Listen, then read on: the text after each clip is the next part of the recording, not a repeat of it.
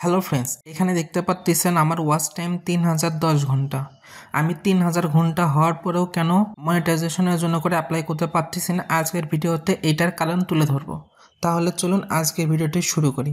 আমি যদি আমার আর্ন সেকশনে আসার পর নিচের দিকে স্ক্রল ডাউন করি, এখানে আমার কন্ডিশন লাগতো 500 সাবস্ক্রাইবার আমার কমপ্লিট হয়েছে, কিন্তু এখানে আমার 3000 ঘন্টা ওয়াচ টাইম না দেখানোর কারণে আমি কিন্তু মনিটাইজেশনের জন্য করে অ্যাপ্লাই করতে পারতেছি না।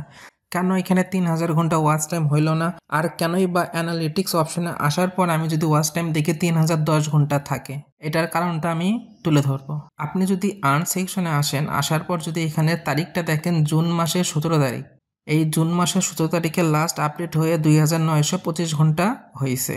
কিন্তু আজকের তারিখটা যদি আমি দেখাই, আজকে জুন মাসের 22 তারিখ, অলমোস্ট 5 দিনের গ্যাপ আছে। এই 5 দিনের গ্যাপ থাকার কারণে আমি যদি অ্যানালিটিক্স অপশনে আসি, এখানে 3010 ঘন্টা ওয়াচ টাইম দেখতেছি, কিন্তু এখানে 5 দিন ডিলে হওয়ার কারণে 2925 ঘন্টা হওয়ার কারণে কিন্তু আমি মনিটাইজেশনের জন্য করে অ্যাপ্লাই করতে পারতেছি না। তাহলে এটার সমাধান কি? আমাকে 5 দিন ওয়েট করতে হবে, তাহলে এখানে 3000 ঘন্টা ওয়াচ টাইম যখন পূরণ হবে তখন আমি অ্যাপ্লাই করতে পারবো। আর এই 5 দিনে অ্যানালিটিক্স অপশনে আরও ওয়াচ টাইম বৃদ্ধি পাবে। তাহলে আপনি 3000 ওয়াচ টাইম হলেই কিন্তু অ্যাপ্লাই করতে পারবেন না। সেই ওয়াচ টাইমটা অবশ্যই আপনার এলিজিবিলিটি অপশনে শো করতে হবে। এর জন্য করে আমি অ্যাপ্লাই করতে পারতেছি না। আশা করি আপনাদের কনসেপ্টটা ক্লিয়ার হয়েছে। আমি ঠিক 5 দিন পর আপনাদের কিভাবে মনিটাইজেশনের জন্য অ্যাপ্লাই করতে হয় এই ভিডিও আপনাদের মাঝে নিয়ে আসব।